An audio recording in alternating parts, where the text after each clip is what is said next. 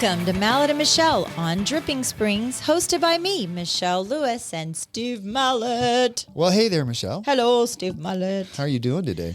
I am recovering. Founders Day was insane. It was insane. I love it, but man, it's a hard weekend. Yesterday, I wasn't worth a poop-a-doodle. Yeah. Because... I'll second that. Yeah. Well, I was still trying to do all I was trying to do, and I was discombobulated. Let's just put it that. You and me both. I really enjoy it every year, but there's just so much going on and so many people, and it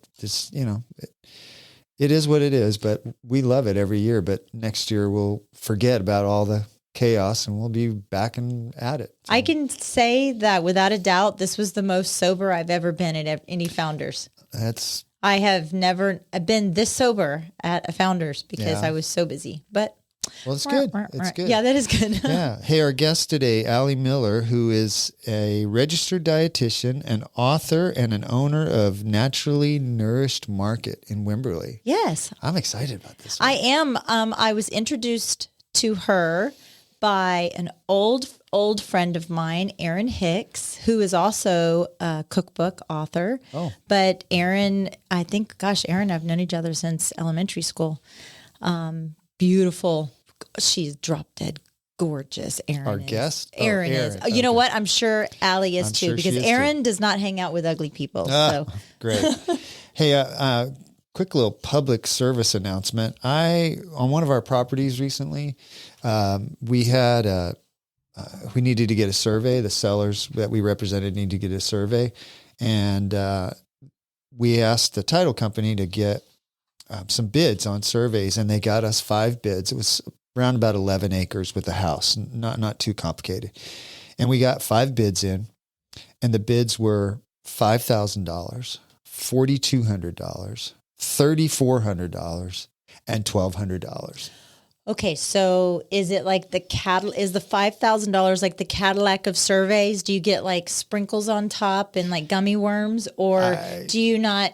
What is the difference? I actually think it's a supply and demand thing. I think the companies that bid it at $5,000 probably said, I got more work than we can handle. For $5,000, we'll do it. And the company that did it and the one that actually got the work, $1,200, was like, hey, we don't have enough on our plate. Let's fill it up. Let's do some surveys. How would you like it if I came into work and you're like, how busy are you? Well, okay, this is what and the bidding starts at $40. Going once, going twice. That sounds like a kind of a racket, if you ask me. It's not. Is that industry very unregulated? No, it's heavily regulated, but not pricing. So I would think, just from layman's, right, that it would be based on how much, what is it, square footage, blah, blah, blah. No, surveyors can charge whatever they want. They do have to produce a product that's regulated. And they have to stand behind. So there's it's certified, it's stamped, and you can go back and you can say, this person did it. And for the purpose that we needed it, the $5,000 one is no better than the $1,200 one. You need to know where the boundaries are. You need to know where the house sits. You need to know if there's any encroachments. Any survey that you have done will show you all that. So. Well, I met the surveyor out there. I just happened to be out there picking up the staging stuff, and he seemed a very nice guy. He was a real person. Yeah. Imagine if one day AI takes over and they just send a drone, and the drone goes pew pew pew with lasers. Look, this AI crap is so scary. I don't think there's any. That's going to be $7,000 to do, or $100,000. True. Yeah.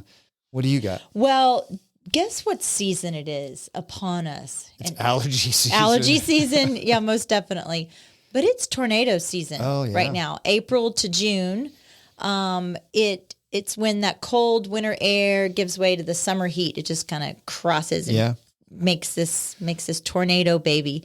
Founders this weekend, did you check out those bubble clouds that were up in the sky? It was beautiful. It was scary. I have never in my life seen something like that. They're called Madamus clouds. Yeah, I've seen them once before in downtown Dripping. Holly and I were out walking around one day, and those clouds were up there. It was like a year or so ago. Well, it was insane. Well, we had, last week we had that intense hailstorm. My poor son, who has had his brand new truck for 2 months. That's a shame. He got over 300 or so hail dents on it. And I'm just going to give like a little shout out because, well, Logan in his right mind called that night some, a Fixident place. And actually they're called Fixident and they're based out of Lakeway. It's a 30-year family owned shop. It's at 401 Ranch Road 620. They have taken such good care of Logan. They use some special light. They really? Zoomed his insurance company with them at the shop, and they used some special light that counted all the dents and everything. But this company has taken really good care of them for sure. Do they know that they named their company after denture cream? After denture cream. Fixident? Fixident. I don't know. They're good people. Melissa, I spoke to Melissa on the phone, the owner, and she even gave Logan a ride home. Logan dropped the car off, but Waco had baseball size hail, and baseball is 4 inches in diameter. Wow. Isn't that insane? But we had golf ball size hail at the house last weekend, which was, I'd never seen it. That was the same day. Yeah, it was the same day. That's what hit Logan's car. But Texas is the most tornado prone state in the U.S. with an average of 136 twisters per year.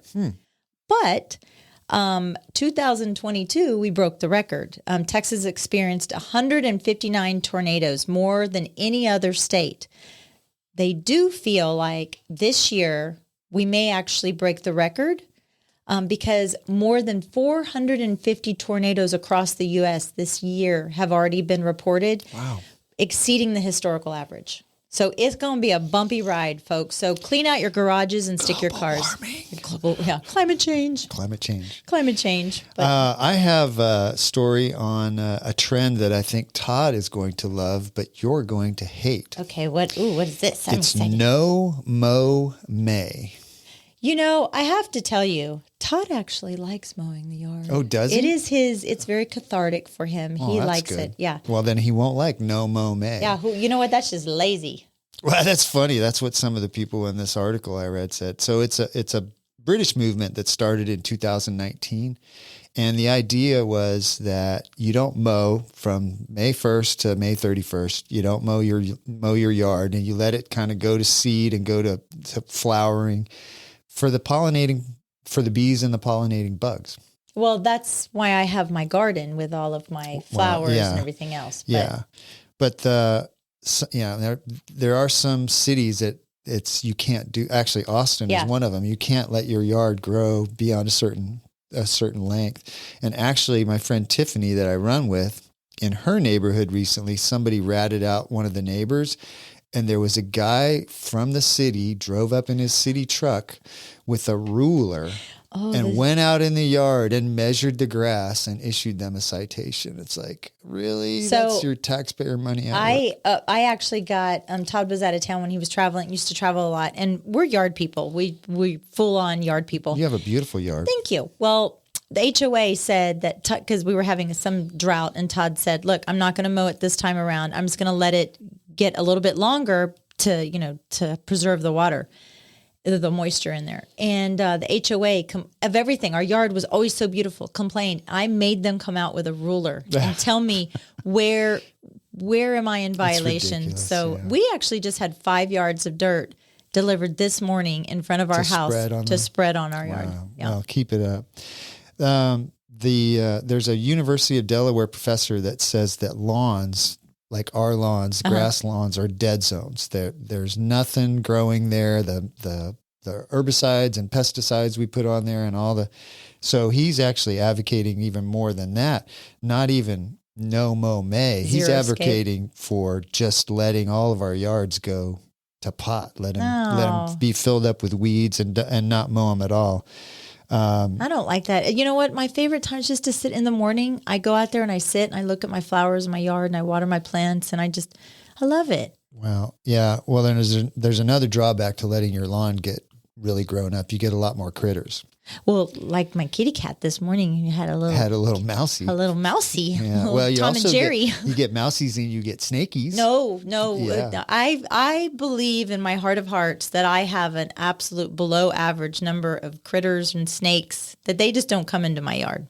Oh, yeah. You just put up a barrier. Yeah, like a little Do like not. I magic have a dust sign. barrier. Do not. No if you're snakes. if you're a snake, don't come in my Lots yard. of snakes know how to read. So, but there's a lot. There's a lot of cities out there that are discussing how to respond to no Mow May. So, do they clamp down on people and write them citations, or are they like, it's only 1 month a year. Let's let them. Is that like No Shave November? Yes, that just there's sounds lazy. Sober October, Yeah. No Shave November. It's like it's used to be that every day had a holiday, right? Like, Yeah. oh, today's donut day. Oh, tomorrow is car wash drying off person day, and then next week is whatever the cookie baker day, and it's Car wash drying off people person day. Hey, you know what? I'm gonna get that's long for a Hallmark card. Buy them. Go get them a gift card. They deserve it. I will. Well, in honor of Allie coming, I wanted to talk about the worst drinks for your health.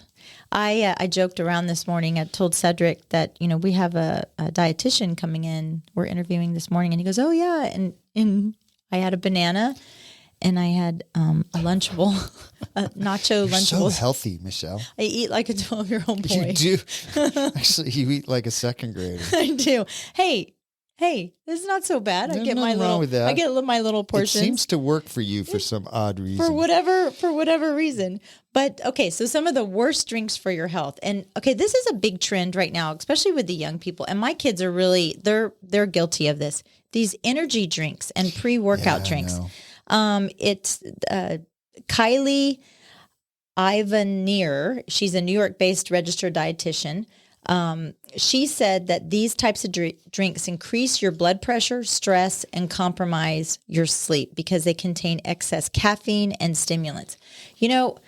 I am very leery of these because I see people don't realize that you get 200 grams of caffeine and you get ginseng or some other thing that's a stimulant. So it's like they go, 200 grams of caffeine, that's like 5 or 4 big cups of coffee. But there's other stimulants in there too. It wasn't confirmed, but when Tate was, when he was in wrestling at Dripping Springs High School, he had a fellow wrestler that passed away, and that kid drank so many energy drinks, and there was no reason for this young kid to drop the way he did. Well, and then a lot of people don't think about, they get their daily caffeine fix. Caffeine is, we've talked about it before, it's so addicting. Yeah. If you try and go cold turkey, couldn't remember it, cold turkey off of caffeine. Cold ham off of caffeine. You'll have the worst headaches. You get nauseous. Yeah. It's bad. Well, okay. So one of the other drinks, and now this is kind of obvious, are sodas because, the added sugar. And so they say if you like the sparkling, go with the sparkling water, sparkling seltzer. I don't really drink sodas that much. If I have a headache, I'll drink a Coke. I do like fizzy water, like that Richard's Rainwater I like, or Topo Chico. They have a lime Topo Chico that I really like. I don't like sparkling water. Okay, here was another one, and I have it in my glass right now, is iced tea. But I think they're making the assumption of sweetened iced tea. I drink unsweet tea all day, but it's because some sweetened iced tea, especially canned or bottled iced tea, can have as much or more sugar than soda can, which is crazy. That. Yeah, I read Holly used to get this dragon fruit drink from Starbucks. Her and her friend that she worked with at school, they both loved that. So she would go get them a large dragon fruit drink. And I looked it up one day. 4,000 calories. Well, the calories actually wasn't bad. It was around 300 calories, but there was 61 grams of sugar in there. That's like 3 sodas. That's kind of steps into the next one, which is drinks, like these fruit drinks that kids are drinking, and like when I'm going to go to Jamba Juice and I'm going to drink all the sugar. But also I was surprised by this one, drinks that are sweetened with agave nectar. Did you? Oh, I didn't know that's bad for you. So agave is pretty much high fructose corn syrup with a glorified label is what that nutritionist says. Agave nectar can contain between 55 to 90% fructose. It's higher than most of the fructose in high fructose corn syrup. Wow. So yeah, and then, also these flavored coffee drinks that people drink, the frappuccinos, which they're delicious, but they're basically shakes. They're chocolate coffee shakes. I actually think those may have more sugar in them than, because they're trying to cut the bitterness of the coffee, maybe more sugar than a vanilla shake. Yeah, it's just a chocolate shake. But then we have the sweet alcoholic drinks, right? So it's a combination of alcohol and fructose syrup, and it compromises the liver's ability to filter out toxins and hampers its conversion of fructose to glucose. Grapefruit vodka? Like I would say like a pina colada or like a lemon drop or maybe even a margarita. But if so, the alternative is a healthy alcoholic. Now I'm going to put air quotes around healthy alcoholic drinks.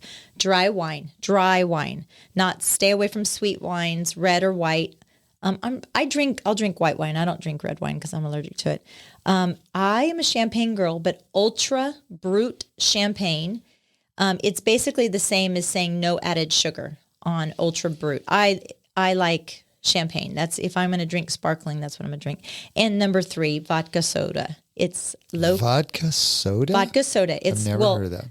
It's vodka and club soda. Yeah. And then you can put like a twist of lime, but it's low calorie. You can go into There is another alternative. Is to not to drink. Well, yeah, there is, but there's a lot of people out there that don't like drinking that do it just because of the peer pressure. Yeah, I could see that. I mean, I guess the older I'm getting, the more I don't I've really noticed care. that in you in the last couple of years. Yeah. That you used to go to parties and I thought, there was like a pressure on you to drink more. And now you're like, I'll just drink whatever I want. Yeah, I'll drink what I want when I want. And you know what? I don't like I'm already mouthy as it is and have no filter. No. Shocking. Really? But if I have like a couple of cocktails in me, if you really want to know I don't want to be around you. You may hear some truths that you don't want to hear, folks. Even it shocks me when it comes out of my mouth. A little bit of alcohol, a little too much alcohol. Well, I'm going to ask Allie when she comes in about food allergies. I got tested for allergies, and I think there was 41 little things that they tested me for, and they prick your back. Yeah, little pinpricks. And they got the results, and I met with the doctor, and she goes, "You're pretty much allergic to everything." That's me. Yeah. That's me. Yeah. And now it's a joke. Like whenever I eat, my nose gets really congested. Yeah. But you still eat some of that stuff like anyway. shrimp, eggs, bananas, whatever. I eat because I'm we're not alone. There's 33 million people in this country that are reported to have food allergies. So, and the allergies are dangerous, but they're usually not lethal. There's only like 150 or 200 people a year die from food allergies. Don't you find it interesting? I haven't done any research on this, that when we were kids, who the heck was allergic to peanuts? So here's the thing. There's something interesting about that. I was reading about the reasons because food allergies are actually increasing. More people are allergic to certain types of foods.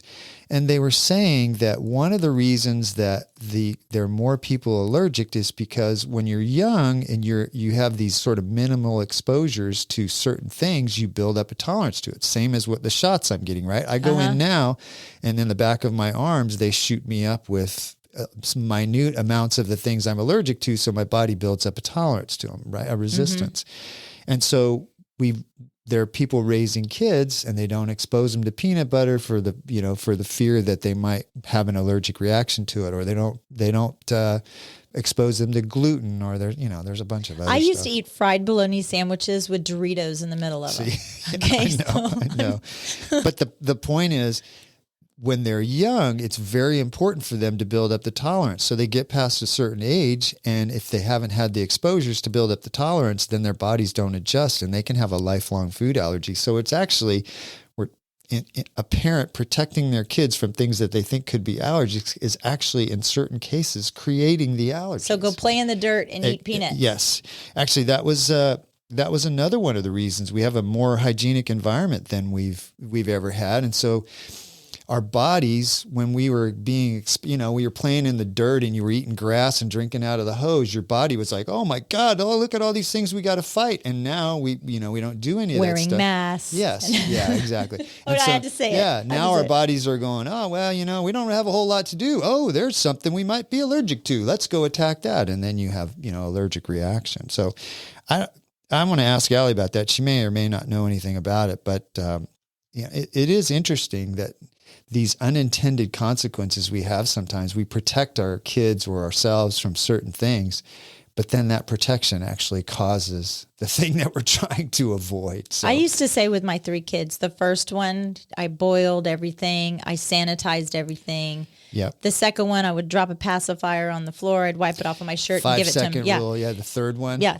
She played with matches. Yeah, I know. She totally played with matches. Yeah. It's been on the floor for a week. It's okay. It's fine. The cat stepped on it. We're good. We're good to go. But one of the things that, talking about how somebody that has a food allergy, one of the easiest things to fight against these food allergies is vitamin D, which is almost free. Well, it is free in the sun, but vitamin D is one of the cheapest things you can get. Unless you're vitamin D deficient like I am, but I take 150,000. I don't know what the metric, I whatever. think the RDA is 5,000 a day. I take 150,000 a week because I was so deficient that I was going to have to get infusions. Yeah. My body, for whatever reason, doesn't. And that's not because you don't get out in the sun. There are people that are vitamin D deficient because they don't get out in the sun enough. Yeah, isn't that rickets? What is that? Is that called rickets? What was that? I think that's called pasty white skin. Pasty white. Yeah. And on that note, let's take a little break and get Allie Miller in here from Naturally Nourished Market. This portion of the show is brought to you by the Mallett Integrity Team of real estate professionals. They are based in Dripping Springs and bring you over 45 years of combined experience helping people reach their hill country real estate dreams. When you want the best in town, call them at 512-829-2062 or look them up at mallettintegrityteam.com. And now, here's Steve and Michelle. Welcome back. Welcome, Allie Miller, to the show. Hello. Yeah, welcome to the show. Hey, I'm excited to be here. Yeah.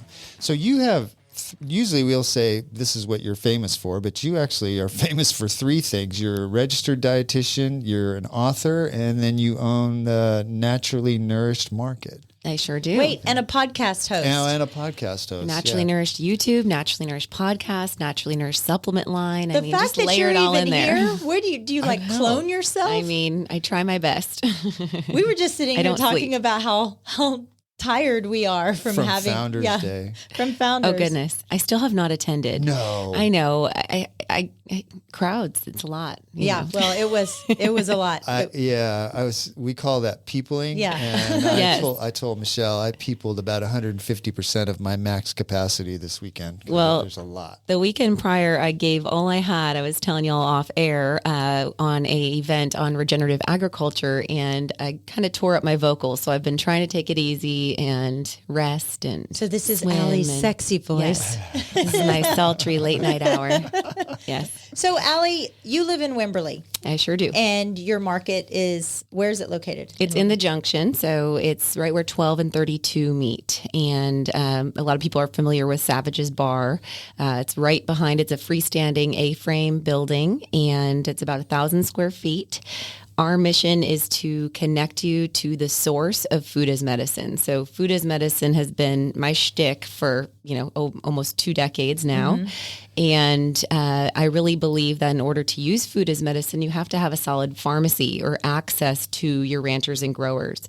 And, a lot of things during pandemic showed Achilles heels of food security. And that really provoked in me the desire and need not only to shop at a farmer's market, but to make sure that I could shake hands with the ranchers and growers that were feeding my family, and that I could vet them, get on their land, learn about their practices, and have that direct community connection to pay them fair wages, to promote them doing the right thing, and to provide direct nourishment to the community. I was under the impression, just layman's impression, that, okay, Naturally Nourished, it would be a vegan, vegetarian. And since I started following your social media, that's not what you guys are about. We render our own lard in-house. I mean, That's hardcore. So yeah, we're very into the snout to tail philosophy of eating the whole animal, respecting the whole animal. And we really know that there's a lot of nutrient density that can come from animal-based products. I believe very strongly in the idea that we are designed to be omnivores. And my book, The Anti-Anxiety Diet, actually talks about my journey as a recovering vegan. Mm-hmm. And when I was a raw vegan was actually the apex of the most deleterious health concerns that I had. Were you a registered dietitian during that time? No, I was at a naturopathic college. Okay. And so I was getting ready to gear up for my licensure and all that jazz. And I was thinking that I was going to change the world by making everyone vegan and that was the healthiest diet. And then, I had a lot of great professors that challenged my thought process. So the school was outside of Seattle. It's the only accredited naturopathic college of medicine by the American Academy of Physicians. And so very well regarded, Bastyr University. And they had a vegetarian cafeteria. So I'm, moving out there all ready to do the things. And then as I started to learn about things like ancestral foods, bone broth, leaky gut, the impact of dysbiosis and gut bacteria imbalance, and started to deal with some, like I said, health consequences from nutrient deficiency, I had to make peace with eating an animal and learning about how that could be done in a way that honors the animal, in a way that is actually sustainable. And now we can make the argument that we can actually regenerate and sequester carbon with the use of ruminants. And I think that that's just not discussed enough. You said a couple, what's ruminants? What's that mean? So a ruminant is a animal that has multiple stomachs. So a grazing animal, right? So cows usually is what we're referring to in that sense. Yeah. And then you said dysbiosis? Oh, dysbiosis. Yeah. So dysbiosis is the state of microbiome imbalance or having imbalanced gut bacteria. So some listeners might be familiar with the term candida. That's kind of buzzworthy, like yeast overgrowth. Sure. That would be one form, one particular strain of dysbiosis. Okay. But you could have Klebsiella pneumoniae, you could have Salmonella, which is a known foodborne illness. You could have any form of bacteria or pathogen imbalance. And what's interesting with dysbiosis, a lot of people might think, okay, so you could have some gut drama, like irregular bowels or bloating or belching. You could have definitely skin conditions, but it's actually a true Achilles heel of mood. We know that when the gut is in a dysbiotic state, you actually make more epinephrine or adrenaline. The body is trying to survive the infection in the gut. And this can drive panic attack. This can drive anxiety, depression. And then what's beautiful is on the latter end, we call it symbiosis, which is the opposite of dysbiosis. In symbiosis, the microbes in the gut are working for you. So you have good lactobacillus, good bifidobacterium. We have 10 to 1 amount of bacteria compared to the cells in our body. 3 to 5 pounds of us on the scale are comprised of bacteria. Yeah. 100 trillion cells. And so, they really pilot a lot. And so when you're in a symbiotic state, you actually make more serotonin and GABA. And this is like landing gear for our stress. This is feel-good neurotransmitter support. So gut microbiome balance has a huge role in my premise of the anti-anxiety diet. So what causes that imbalance and how do people fix that? Yeah. And hangry is a real thing is what I'm hearing. Being hangry. I'm hangry right now. Well, you can especially have exacerbated sugar cravings if you have a dysbiotic gut, because literally the gut bugs are telling you, we want the stuff, like give us the goods. And they're kind of piloting your brain and driving food choice because they thrive on sugar. We've known from, elementary science class that yeast feeds off of sugar. So basically in that state, you're like brewing beer in your belly, if you will. Wow. So refined carbohydrates can contribute. Sterility in the gut can contribute. So that could be chlorine in our tap water. Antibiotics, of course, are sterilizing. Anything there's so many over-the-counter medications that have an impact that are unfavorable. And stress alone can sterilize the gut microbes. And then you can be more vulnerable for the bad guys to set up camp, essentially. And so what does somebody do about that? Yeah, so in my clinic, we do a couple different ways to assess whether you're in a dysbiotic or symbiotic state. The most kind of common recommendation I make is to do a probiotic challenge. And so, we have quizzes you can kind of look at to determine if you think you're having symptoms of dysbiosis or if you have risk factors associated with it. But the probiotic challenge works where you take your waist measurement, your circumference of your waist with like a sewing measuring tape, and you take it at rise and at rest for 14 days. You take a couple baseline reads with no probiotics, and then you take 15 billion colony-forming units of lacto and bifido strain. It's my Restore baseline probiotic. So you take a capsule at bed for 3 nights. Then you go up and you take 2 capsules at bed for 3 nights, 3 capsules at bed and then 4 capsules at bed for 3 nights. And you're looking at, as you trend up from 15 billion all the way up to 60 billion colony forming units, does your gut improve or does it get worse? So we're looking we're looking for variability in bloating and distension with an objective measurement, right? So did you start with a 1.5 inch variable and it went to 4.5? Then that means that you're fermenting. Right. Okay. And so you're actually putting off methane. You're actually releasing gases from that dysbiotic flora. If the abdomen on the latter end flattens, then maybe you were just sterilized and you just need good, abundant microflora and you need probiotics, and that's actually going to support a more balanced digestive system. We look at, of course, bowel formation and output beyond just the measurements. We look at sleep changes, inflammation. Maybe all of a sudden you're waking up with more joint stiffness. So we have a whole, different metrics that we assess subjective, but we do use that waist measurement as an objective measurement because it can really enlighten us on where that gut status is at. And if you're in a dysbiotic state, your body's going to behave like there's a battle.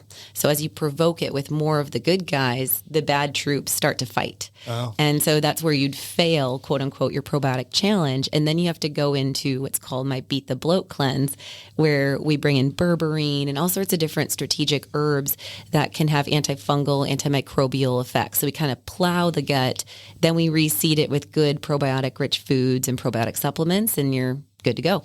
It sounds like a lot of how you feel, how you act in life is controlled by your gut, is what you're saying. Oh, totally. Yeah. I mean, there's a huge brain-gut axis for sure. And so the foods that you take in, once you get that all balanced out, the foods that you take in, why is it important to manage that, to buy, the kind of foods that you sell? Why is that important? Well, I mean, we could look at, just obesity as one thing. And we look at rates like in the 1930s, obesity was not even commonplace. And when we look at just a couple generations back, they ate more butter, more lard. They were still actually even eating bread commonly during that day. So when we look at what we're eating now, I didn't ask permission if I can swear on air, so I won't. Yeah. But we're eating more what I call chemical-ish storms than foods, right? So we're eating products made by the processed industry with food scientists that are in charge of creating instead of relying on nature, food, God. And I would argue that there's mitochondrial toxicity, which is nerdy talk, but basically that our bodies are overburdened with toxins and we create more body fat storage to protect our vital organs from the toxins that we're being exposed to in our industrialized society, as well as our foods. Unfortunately now it's simple to, use the recommendation of eat what your great grandparents ate, thinking of just like, what is a whole real food? Can you imagine it growing? Are all of its edible parts intact? And these are kind of the thought processes that I work with in my clinic to try to get people back to a whole foods based diet. And then you can combine those whole ingredients with beautiful flavor profiles to make absolutely delicious food that the whole household can enjoy, but can still have anti-inflammatory support, microbiome boosting support versus, pro-inflammatory and toxins, et cetera. And how do you feel about this new thing? And I think you did an episode on your podcast, this Ozempic thing where people are, my understanding is you take a shot that has something to do with diabetes, right? And it tricks your body into burning fat. Is that how it works? Well, it works on your GLP-1 receptor, and yes, it can impact how your body regulates insulin for certain. The long of the short, I guess, is that anytime we try to outsmart, whether it's I'm with you on that, whether it's in agriculture, whether it's in food production, whether it's in medication, anytime we try to outsmart a process that we're naturally wired for, there tends to be some backlash. Right. And so we see a lot of concerns about pancreatitis, inflammation in the gland itself that produces insulin. We see a lot of refractory weight gain. You essentially have to stay on that medication if you aren't to otherwise transition to a ketogenic diet, which I am a proponent of a ketogenic diet, and that's its whole other thing. But you have to keep carbs rigidly low. And generally speaking, most people that select this drug are not doing the lifestyle and diet practices to allow the freedom to come off of that drug. with still maintaining their weight loss results. So a lot of these people, because we know a couple people that are on it now, a lot of those people, as soon as they go off it, all that weight comes back. And they'll be prone towards hyperinsulinemia or elevated insulin levels and prediabetes like that, because they just suppressed a natural process of feedback in their body. The shortcuts and the hoops that people will jump through to avoid the hard work it blows my mind. But the flip side of it is I've been on it for 10 years now. Ozempic? I have been on Byetta, Trulicity, Ozempic. Did you get on it though because no, because I have PCOS, insulin resistant. But now I'm on Mounjaro because Ozempic I would have my blood sugar, because I'd have to test my blood sugar. Mm-hmm. I would have about 3 days later, I would just have this severe sugar dump. Mm-hmm. And you saw it. You saw it when I was first taking it. There's a difference though, because one of my friends, he's 30 pounds overweight. He goes, yeah, man, I'm getting this shot and I'm losing weight. I'm shedding weight like crazy. And which is, I mean, it feels good, but I think it's just killing his body. And I noticed that when I was, for 10 plus years, I really didn't pay attention to it, but it was really since I started taking, when Ozempic first came out. And then I was one of the first patients my endocrinologist put me on Mounjaro, because he was like, look, you're not overweight, and the reasons why I take it is a lot different from a lot of other people, the reason why they take it. And the side effects that I was having with Ozempic, but I started noticing myself what my body could handle as far as food wise. Mm-hmm.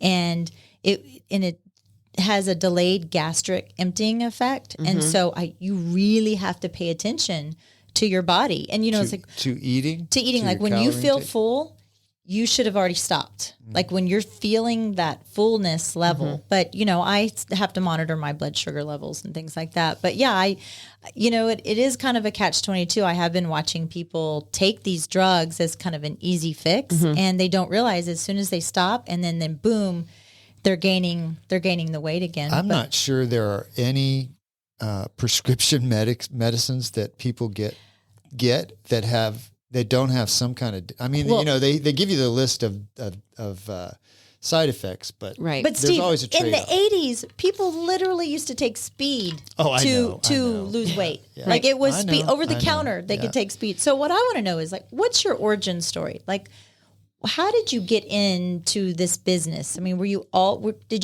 raised this way? No, I was raised so my mother was a pediatric nurse, and we were like the cool house that had the Cheeto Puffs and the, Captain Crunch with berries. Just all of the hottest Dunkaroos, whatever the most processed new food on the block was. We were the cool house. And, it took until, I guess what started my process was animal rights activist, movement in my teens of becoming vegetarian, and then learning that I couldn't survive off of cheese pizza and mac and cheese, and that I had to probably eat a vegetable every now and then if I was going to call myself a vegetarian, because most teen vegetarians are just like cheese pizza. Yes, that's what they do. That's true. French fries are vegan. I've seen it. So, and so I started to then kind of get more into farmers markets and this movement of being a locavore and understanding. Wait, what is that word? A locavore, or eating close to where things are locally grown, trying to source your food within a 150-mile radius. And that's a big premise, of course, of our market for sure. And as I started to get into the farm type of side of community, I was also equally working at a hospital and then starting to move to the naturopathic college to get credentialed. I was a ballerina somewhere in there in between. So when I started college, I was a ballerina. A cheese pizza eating, macaroni. Well, I was a stick because I was moving my body. I was also drinking diet soda, I think, at that time. So a lot of poor choices. It took until really then moving from vegetarian to vegan to start to eat cruciferous vegetables and kale and start to kind of understand what whole foods were. And then, like I said, when I was in Seattle and I was diagnosed with Hashimoto's thyroiditis, and I had a really low ferritin count, I was anemic. I was sitting there in the same clinic in which I was working at as a student clinician, as the patient, and feeling like there was a proverbial elephant on my chest, like I couldn't breathe. And you do get shortness of breath with anemia for sure. But I think that it was a lot of anxiety exacerbated by nutritional deficiencies. I was low in B12, I was low in iron. And then I believe the Hashimoto's, which is an autoimmune condition in your thyroid. I believe that was exacerbated because I was eating high amounts of vital wheat gluten. So concentrated gluten was my protein. That was at the time it was called seitan. And that was like vital wheat gluten, stir fries, etc. And then a lot of soy. And soy is a goitrogenic food. It combats and fights the thyroid. And I think I just went too high on those pro-inflammatory foods and burned my body out. You're a good example, I think, when you're describing this, of someone aesthetically who's skinny, right? Air quotes, who's skinny and in all intents purposes healthy. But then what you were saying is that you were battling all these internal issues. And so just because you were vegan, vegetarian, and you're very thin, the internal struggles that you're dealing with you're not necessarily healthy. Well, internal and your body fighting against itself too, because you're putting stuff in it that your body didn't want. I want to know, you mentioned something, and it's not a question that I even intended to ask, but you brought it up. It's like, what do you think are the misconception of being an animal right activist? As you said, you were kind of engulfed in that community, and what was that like? Is it? Oh man. I mean, I'm trying to think of all the organizations, because like in my, late teens, early 20s, I was in like, of course, PETA and FARFA, which is like Farm Animal Welfare Awareness, I think, or something like that, or something with farm animal welfare. And, I just really learned that, again, I had to make peace with the process of death. Death is as real as life. It's a portal. And I believe, as I learned about biochemistry, as I learned about nutrients, as I learned about bioavailability, I just had to make peace with the idea that, if I want omega-3s, sure, I could eat algae, but if I understand that there's 16 processes of elongase and desaturase that occur in the liver and kidneys to activate EPA and DHA, the potent omega-3s that we actually need for our brain for anti-inflammatory effects, why not let the fish do that for me and take it in the bioactive form, then rely on my liver and kidneys, which are bombarded with so many other tasks in this type of a living environment that we have. Why do you think there aren't enough people thinking about this anymore? Is it because it takes too much brain power to think it through? It's very complicated the way you're talking about it, because you're talking at it sort of like a chemical level. Yeah. But it's really just sort of a day-to-day, daily habit thing, right? Why are people not doing it more? I don't know. I mean, convenience. I think now, I think the vegan and vegetarian movement now has gotten so convoluted and funded in this greenwashing carbon fight. I mean, really, that's a whole political thing we could get into. But I think that there's so many dollars behind industry, and there's so much, again, creation. You take a Beyond Meat patty and you look at 17 plus ingredients. There's a lot more investor capital in that product than our rancher down the hill in Blanco. And so it's funding. Everything comes back to money. I had that and question. 17 ingredients, all of them are chemicals. Right. None of them are natural. They come from different states and countries, mind you. Yes, right? that's true. That's where I had that question. Was like, I want to talk about the plant-based meat scam trend. Yeah. And so someone thinks that, they're going to Burger King's an awful example, but we'll use Burger King. Burger King had that Beyond Meat or a plant-based hamburger. So you're on the road. We're in a small town, right? And so it's hard if someone is traveling and they're having to stop at a quote fast food restaurant or a Buc-ee's or a 7-Eleven. And how are we expected to make those types of healthy choices if we haven't already pre-packed our food? Yeah. Well, the answer is you just have to pre-pack your food. Yeah. Honestly, I hate to be a buzzkill, but you just can't rely on. I'm really into sovereignty and autonomy and freedom, and I think that freedom through food is this like huge mantra that I'm on right now, and I think that it's very different from the ideology of all foods fit or, health at every size or, anything, we don't want to create disordered eating. That's not what food freedom is. Food freedom is the freedom to get on the ground with your grandchildren and get back up without your joints cracking. Food freedom is not being on 10 medications. Food freedom is having mental clarity and mood stability. Food freedom is finding whole real foods to actually empower and make you more capable as a human being in your body. And so I think that sometimes freedom comes with restriction and discipline, and that's a lost conversation in our weak society of today. That is a statement for sure. Discipline. I mean, that's the reality. That's just the hard, real truth. Yeah. So like for me on a road trip, I mean, I get Peeler Ranch Wagyu, grass-fed beef jerky that I travel with. We make a bunch of herb roasted nuts that we use coconut oil and a bunch of fresh herbs on with a pinch of cayenne. Those would be in my snack pack. I would have raw aged cheddar from Strict Dairy, which is Jersey Farm A2 milk. I would have, or cheese curds by them, which are fabulous. I'd probably have a piece of produce of sort, like something that's seasonally as a fruit or something like that. And you know, the beauty also is you can fast. Well, yeah. But I think, you know, you're like you're saying, Michelle, we get caught up in that, right? Well, we got to get on the road and then, oh, well, I only have these choices. Well, you're going to spend 20 minutes in McDonald's. Why not spend that 20 minutes at home putting something together in the car? Yeah. It's just a choice, like what Allie's saying. These types of the foods that you're mentioning, like if someone is, I'm seeing a lot more people being lactose intolerant. Mm-hmm. When you are eating foods that are closer to the source, are you less likely to have those issues? Well, specific to dairy for sure, because, you know, lactose intolerance is a lack of the lactase enzyme production. And so there are certain ethnicities that are known to produce less of that active enzyme. When you look at raw milk actually is going to have that active enzyme. So you don't have to drink lactated milk, which adds the lactase to the dairy. When they denature milk, when they actually process milk and they press it through screens and they homogenize it and they high heat process it, that kills the enzyme. And so in theory, if you're eating raw aged cheese, you're getting that enzyme in its natural delivery package. So we shouldn't have the issue. Now, if you have a milk protein allergy, that's a different scenario. Right. But if you're lactose intolerant, that would be resolved. Yeah, that's interesting. And you guys sell raw milk, right? We do, which is not legal in every state. Yeah, it's super gangster of us. So we, that's our cowgirl kind of mentality. And so we only allow that as a member. So we have founder memberships. It's $250 for the year.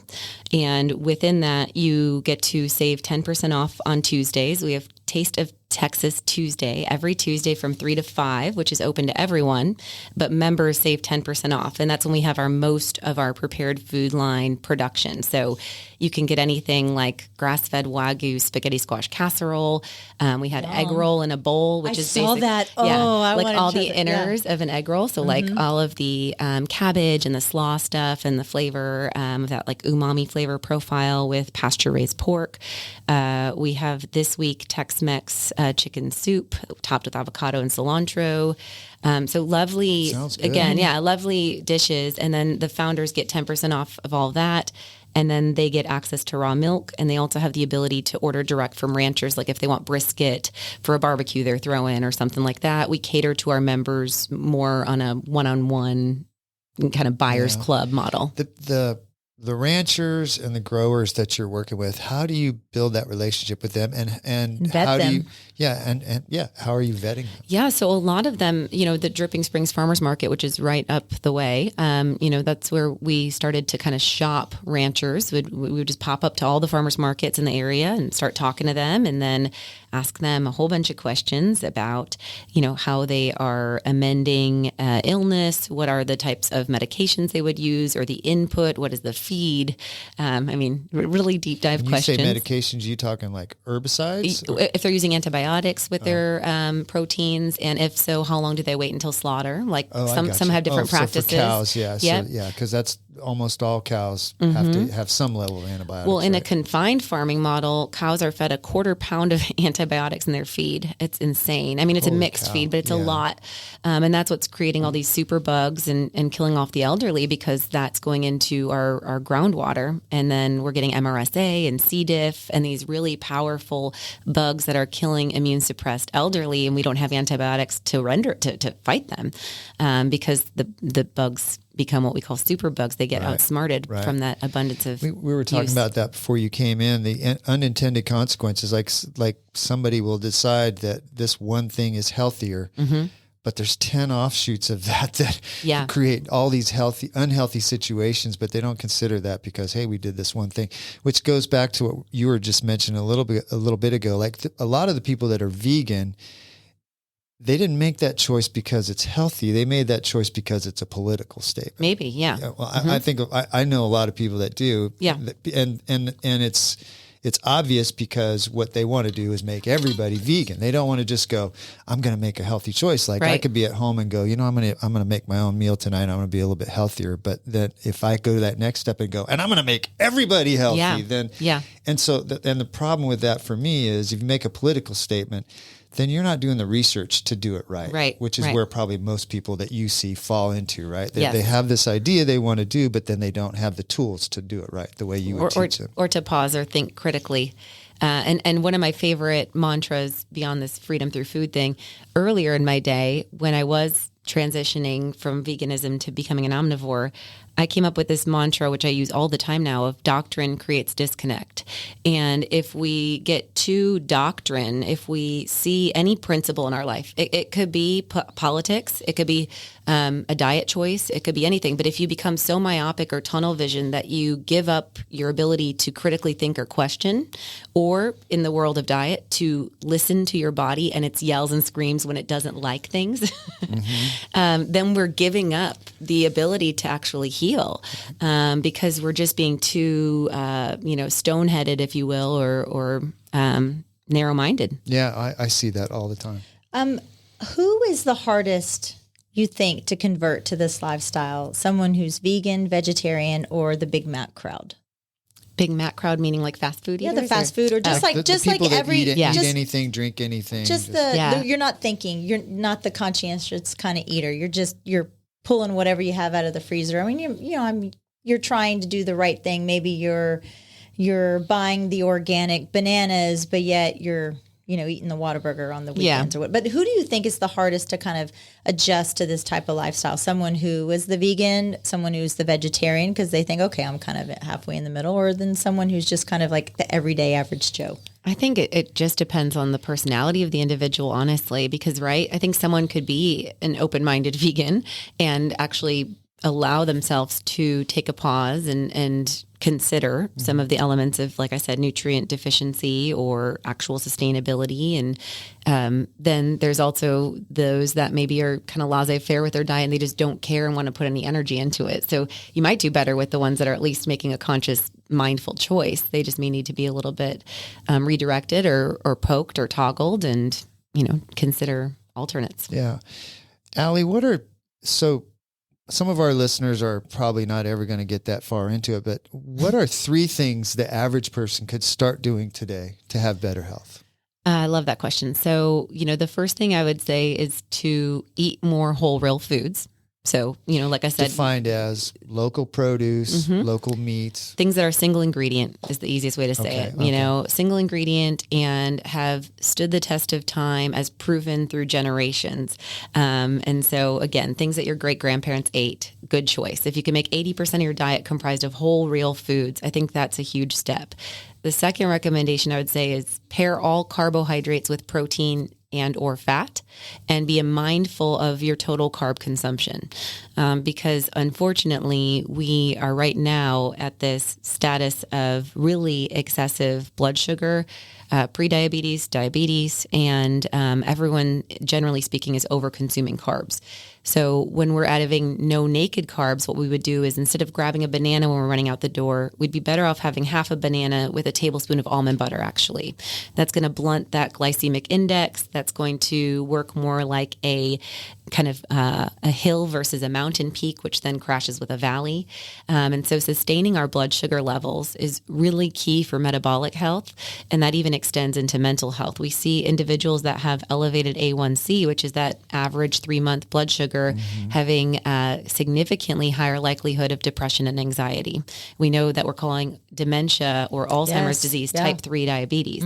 I mean, so it just goes on. And so blood sugar control is absolutely essential. And even for toddlers, I mean, it should initially be primed. And right now, unfortunately, all those little teether snacks are like, they're just rice cakes. And so my daughter was teething on jerky. My daughter was teething on, I had packs of bacon in my bag. She had nut butter packs with coconut oil and almond butter. And so fats and protein are very grounding. They are very sustaining as far as appetite regulation. And we want to, I believe, just as important as be omnivores, have the ability as humans to use ketones and glucose.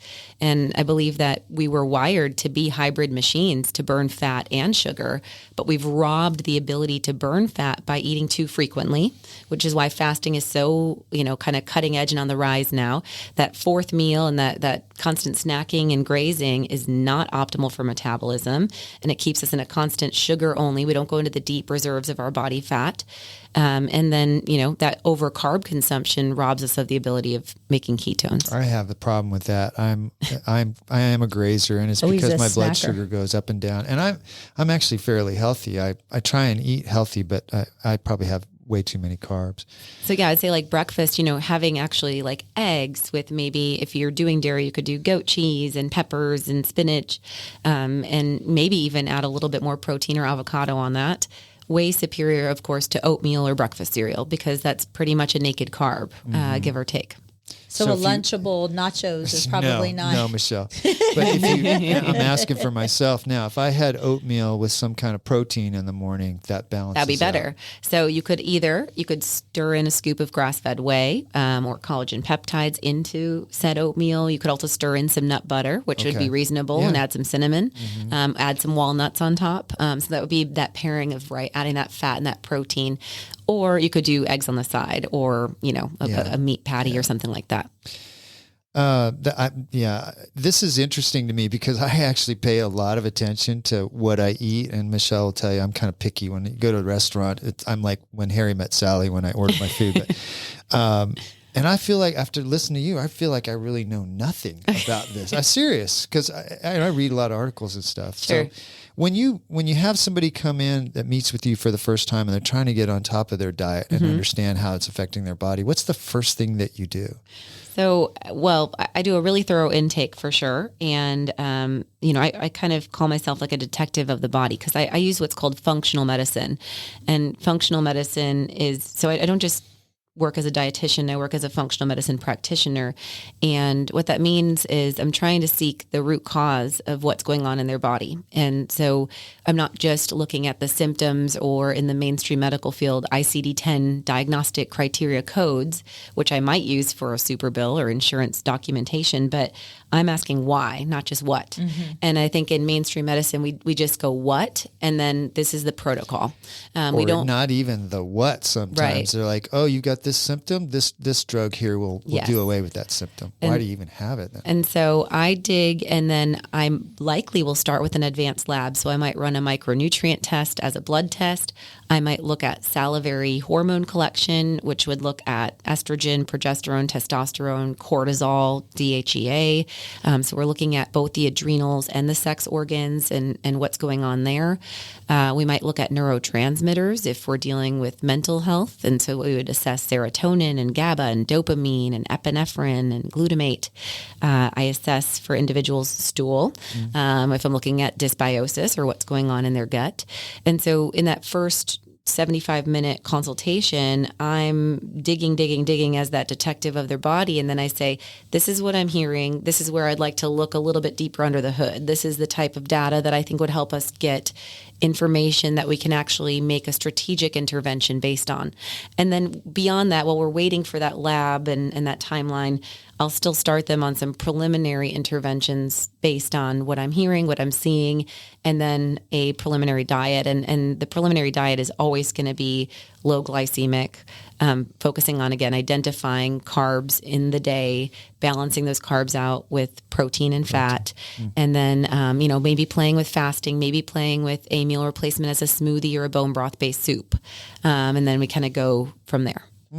Wow. I want to know what your guilty pleasure food is. You talked about growing up and your mom, but like, what's the thing that you You're not going to look at the label. You're not going to look at the consequences later. I don't have that. I don't have a not look at the label. Like I'm such an integrity ingredient person. Like, so I would say a margarita would be one. Yeah. But again, that's like my husband's made. I would never order a margarita out that isn't made by a bartender that I see squeezing a lime. Like I'm never using the Electro Coolo green. Yeah. Uh-huh. I'm never doing a frozen margarita at a restaurant. No. But I will do a margarita with like El Naraja and a clean spirit, or Sotol. I love the Desert Door Sotol, which is cleaner than tequila, because now tequila can be made from corn. 50% of it can be corn now instead of agave. But yeah, so that would maybe be one. And my husband makes a really lovely lavender simple syrup with honey. Oh, yum. And so we do that in a margarita. And then otherwise it'd be ice cream, but also I'm like so nerdy. It would either be Lick ice cream out of Austin. They use grass-fed dairy, no guar gum. So it's just like heavy cream. Oh, where is that? Where do you? Well, we carry it at the market. We sell it at the market. Yes. That was one of the brands that I was like, we will carry them. Yeah. So they have a dark chocolate olive oil flavor that my daughter loves. And a really great mint flavor they partner with Seriously chocolate bars, which is also a fair trade chocolate. So the ingredient integrity wouldn't change, but probably like the indulgent element of like macros, it'd probably be higher carb. But generally speaking, I no spicy Bucky nuggets. No, probably wouldn't be. I bet you wouldn't be caught dead in Buc-ee's. I know, it's really funny because people be like, "Well, you eat a couple of Doritos every now and then." I'm like, "No, literally, like for like 15 years, I haven't touched that stuff." So, Allie, do you shop at HEB for food? I know you probably go in there for toilet paper and things like that, but do you go in there and buy produce and things like that? To fill in the blank, and especially I think, being a mom, we try to find a little bit more variety for our daughter than what's always seasonally available. So like my market will only carry produce that generally we go all the way up to Hamilton Pool, and we have 3 growers in Wimberley. And so we're predominantly like truly within 20-mile radius. But then we still will get things like bell peppers when peppers are out of season. Okay. We'll get organic bananas for my daughter. Do you buy all organic at HEB? I do, yeah. And the reason for that is because the other stuff has pesticides? Yeah. When we shifted from DDT, when DDT became illegal, DDT was, at first a war agent, and then we started using it in agriculture, and it's an endocrine disruptor. That book Silent Spring came out, and we started seeing that DDT was interfering with the egg shells of robins' eggs, and robins were dying. And we started to learn that it was disrupting our endocrine or hormone system. So that was made illegal. Right on its heels, glyphosate hit the market, and glyphosate is still out. That's what's in Roundup.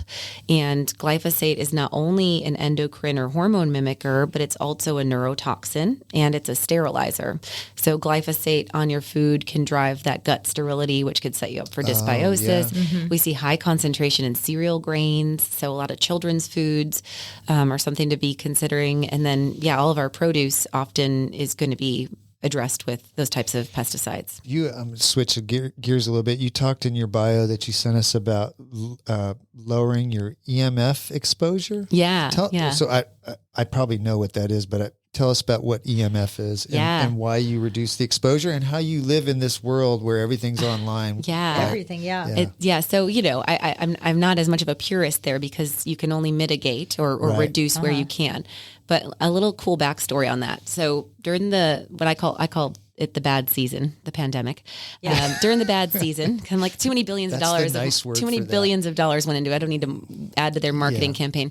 But anyway, during the bad season, we were all told that we had to be 6 feet apart, right? We all remember that. Yep. What's really interesting is every human, every being has an electronic magnetic field, and we know this because an EKG, if you've ever had an EKG done, it's looking at the electric output of your charge of your heart. Mm-hmm. An EKG can measure, guess how far away from a human? Is it 6 feet? 6 feet. Oh my gosh. And listen to this. So if we're closing our eyes in this room, and let's say we're able to like really tap in theory, I can feel the presence of both of you as a human. Like we can feel, we can sense, and not by touch. We can sense their electronic magnetic field. We're giving that to each other.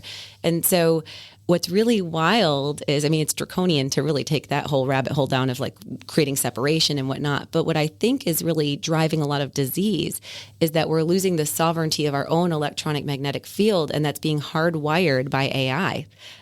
So, Wow. Yeah. Wow. So you think of your Apple Watch, you think of your phone in your pocket, you think of all of these different things that actually have their own electronic field disrupting your natural electronic magnetic field, and how that experience impacts what is human, what is connection. And again, kind of this full circle convo, right? Like we think we're so connected with social media, but social media depletes dopamine. Social media actually does not give us oxytocin, which is that bliss connection that we get from hugging or touching. I was reading an article about that the other day. It actually, when you hug somebody, it actually there's physical changes in your body. Absolutely. Your blood pressure goes Cortisol down. goes down. Yeah. See, then I'm fine because I'm a big old hugger. You are a big That is hugger. good. Yeah. But right, so going back to the EMF thing, so that's just like one element of how we're being robbed from this part of what I would call what is human, like what is the human experience of connection, and how that impacts not just us emotionally, but it's our whole autonomic nervous system, which is basically how our body regulates stress. And so I try very hard to get to natural ways to recharge my EMF. And so grounding is one. So we're I talked about that before. Yeah, That's we're so blessed to have interesting. many rivers out here, getting your feet in natural. Tell everybody that's listening that hasn't heard of that before, what grounding is. So grounding is allowing your body to connect with the electric charge of the earth, especially after a lightning storm. Actually, there's more heightened electric magnetic charge. So taking your shoes off and letting your bare feet hit the ground. I know. Michelle talked about it. It has that. a huge neurological response. And then putting them in a river even more so, because there's so much charge in the water.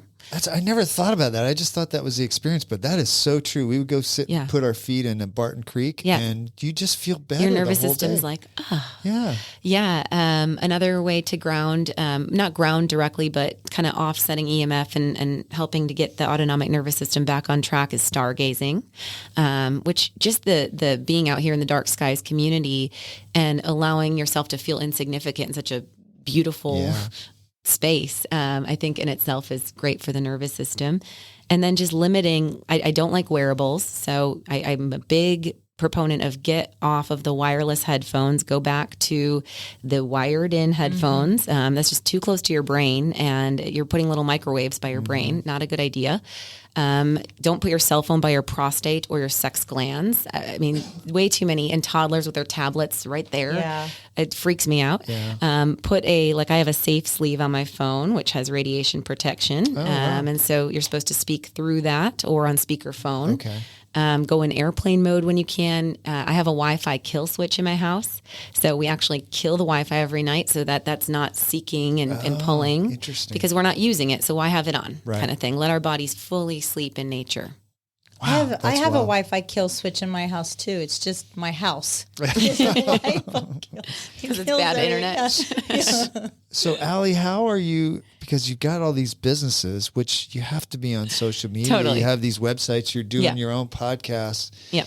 So, I mean, that's got to be a balance for you, how are right? you Totally. all the... And I think that, I liken a lot, again, not that doctrine creates disconnect, but the thinking of wellness as like a dimmer switch versus a light switch. You can't be all or nothing, right? Yeah. So it's like, what can you amplify and what can you tone down? So I amplify nature as much as I can. I amplify human connection. I amplify dance. I amplify moon and stargazing. I just came from riding a horse. I amplify what I can to find that grounding element. And then I modulate or reduce where I can. And so that might mean that we're limiting our family screen time in the evening or playing more records in our household. That might mean that we're playing family games instead of watching a movie with our daughter. That might mean that, after a podcast, I go for a walk. And so I kind of tap in and out when I Go can. for a walk in your bare feet. Yeah, well, yeah. Or my boots, depending on, It sounds like a healthy balance, though. Like, as an average person, you're very cerebral, and there's a lot of information to kind of unpack here today. But I think this, like starting with the teeny tiny baby steps. Yeah. One step in front of the other. And I've learned so much from what you've had to say. I'm gonna go on your podcast and just Love it. I love the fact me the way too. you, especially your website, by the way, what the website, how do we get a hold of you? So AllieMillerRD.com. And then I'm on social at Allie Miller RD. So it's ALIMILLERRD. And then I have my podcast, which is called Naturally Nourished. And that's also a YouTube channel. So the Naturally Nourished YouTube is more bite-sized, like 8 to 12-minute videos, any topic. So we have 2 on PCOS. We have topics on ADHD, immune health, exercise recovery, you name it. And then podcasts go deeper, nerdier research. And those are an hour plus, and you kind of want a notebook and a pen, but they could be a leisurely listen depending on the topic. And then the market as well. Yeah. Yeah. And you have, that's what I follow also. So the market is Naturally Nourished Market. So a lot of things under that umbrella. And that's website is naturallynourishedmarket.com. And then on social is at Naturally Nourished Market. We're going to wrap up, but when somebody meets with you as a registered dietitian to help them, or what was the other one? Functional medicine. Naturopathic medicine. Is that generally covered by insurance? No, I don't take it. You don't take insurance. Yeah. Oh, well, you mentioned something about a super labs. bill. Okay. Yeah. So sometimes I'll provide if requested. If someone has like a health savings account or a flexible spending account, they can use that for labs. Gotcha, and so I'll have to give diagnostic codes. Gotcha. But I just don't mess with the man, because the problem with that as a practitioner is once you start to work with insurance companies, then you're also audited and told how to practice. And you're dictated by that. Well, we see that all the time. Yeah. That the insurance companies are actually the one determining what medicines you get or what treatment you get, not the doctors. Yeah. The doctors have to fight for that. So, wow, we may have to have you back on again, because I feel like we scratched the surface on a bunch of stuff. And I know we have a lot of listeners that are very health oriented, so they're going to really enjoy this, Allie. Cool. Is this coming out timely, or when are we having? This will be out a week from today. Okay. Well, if there's listeners that get this and listen soon, I'm doing an event in May 20th and 21st called Wellness in Wimberley. Okay. And it's a 2-day workshop from 11 a.m. to 2:30 both days. So it's just kind of chunked in the middle of the day. On Saturday, I'm doing a functional medicine lecture. We're doing breakout groups, talking about how to make whole foods taste good and flavor profiles, balancing out fat, acid, salts, and sweets with natural ingredients. And then I'm doing a live podcast, Ask Me Anything, on that first day on Saturday. And then Sunday, we're doing an interactive 2-hour cooking class. And then both days come with a 4-course food as medicine meal. It's going to be a blast, and we might have some tickets how do they left. find that? So that's on AllieMillerRD.com. Okay. I think if you Google Wimberley Wellness Allie Miller RD, it'll come up for sure. One of the things Michelle was going to ask you about is success stories that you've had over the years, but I can tell you that you're a success story because all the stuff that you're doing, obviously the way that you live your life works. I wish I had a tenth of the energy that you have. So thank you. Well, thank you very much for coming in, Allie. Awesome. My pleasure. This show has been brought to you in part by the real estate pros at the Mallett Integrity Team. When you're looking to buy or sell, you need them on your side. Why settle for less when you can have real estate done right? Give them a call at 512-829-2062 or get more info at mallettintegrityteam.com. You know you like us, so go now to Apple Podcast or Spotify and leave us a review. Why don't ya? We love your feedback and comments. Email us at mallettandmichelle@gmail.com. Thanks for putting up with us.